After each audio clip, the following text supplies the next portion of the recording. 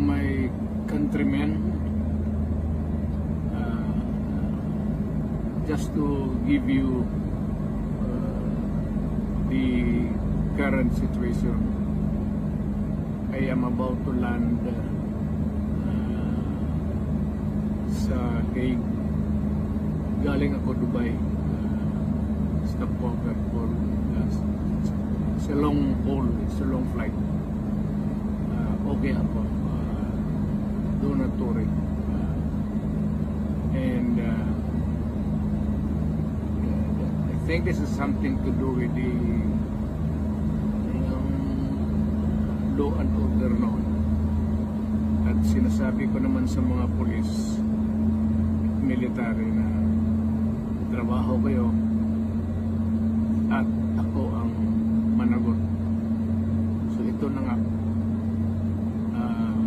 for all of the whatever happened in the past, ako na yung nag-front sa